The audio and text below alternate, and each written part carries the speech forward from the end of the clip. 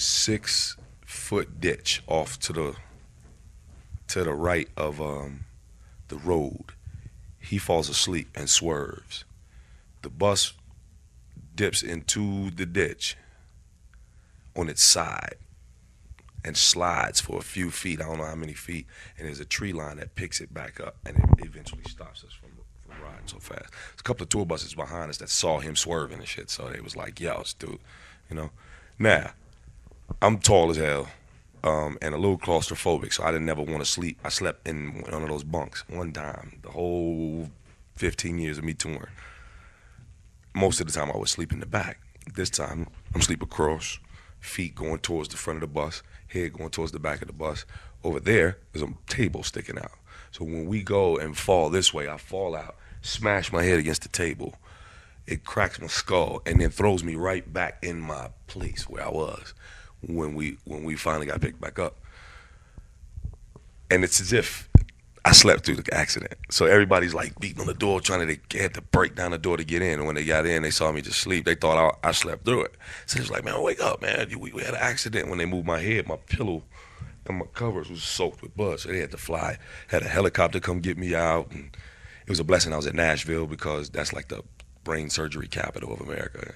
It's the Vanderbilt hospital is where they kick out a lot of brain surgery. And so it was just great that I was there. And yeah, I woke up in the hospital. I still to this day I don't remember the details. All of the details that I'm telling you are me over these past years putting this all together from information that I talked to all of the fellas about. So I still to this day don't remember what happened, but I woke up in the hospital and was like, where the fuck am I at? And why is my head hurting so bad? You know, I was like, yo, this is not cool, right? So yeah, I was like, this is not cool. Like, what the hell is wrong? So I'm looking around and I'm like, really, you know, I had a fear of being shot from all these years of living in Chicago stuff. So I'm like, did I get shot or some shit? Like, damn.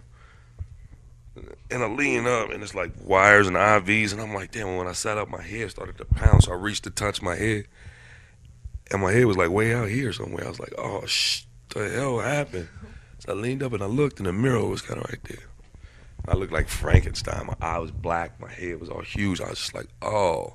I had big clamps in my head, like keeping it closed. And I was like panicky. So I'm pressing the nurse button, like somebody come in here and talk to me. And then they came, it was like 3 nurses came in and, calm down, calm down.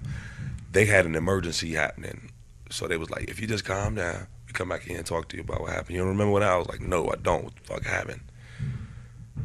So they left to go deal with the emergency. I look up in the corner of the room. There's a TV in the corner of the room, and it's on MTV.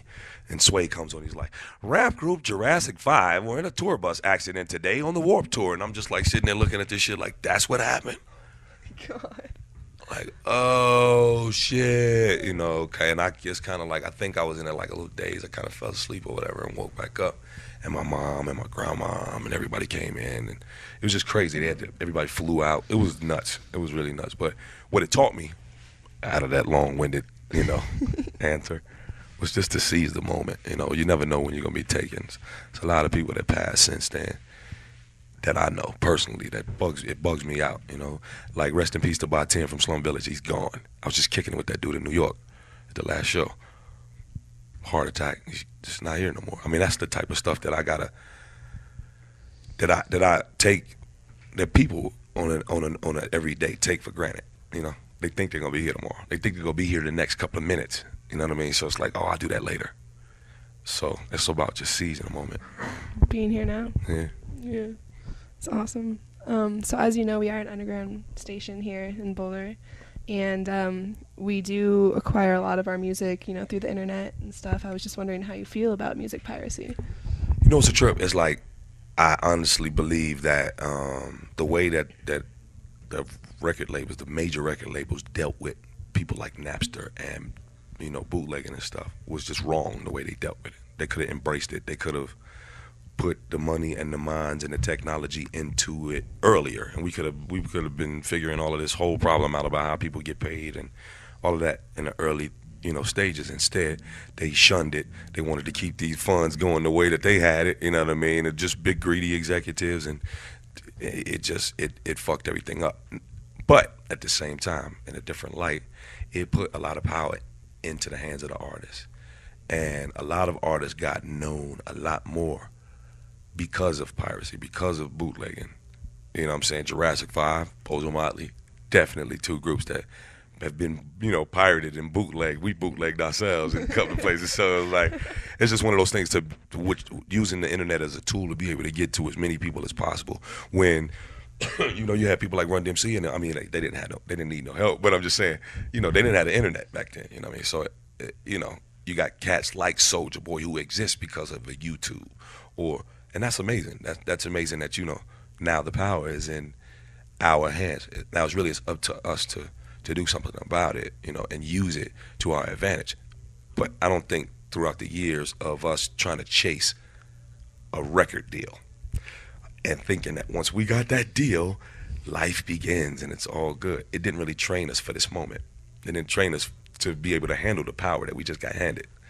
So a lot of people may fall by the wayside, but there's a lot of people that have increased their stardom, like a person like a Lil Wayne who, internet word, I'm going to do 50 mixtapes, I'm going to do this and then a third, and I'm going to be on everything, and I'm going to just try to, saturate the market, and that's what he did, and now everybody knows who Lil Wayne is. I mean, it's one of those things, I'm happy about it because it definitely kicked a hole in the area where it needed to be some ventilation, so to speak. We had only one or two ways to get it out, and now we got a lot, Yeah. That's awesome. Yeah. Thank you. Thank you so much. Not at all. I mean, y'all could use this to the best of y'all abilities.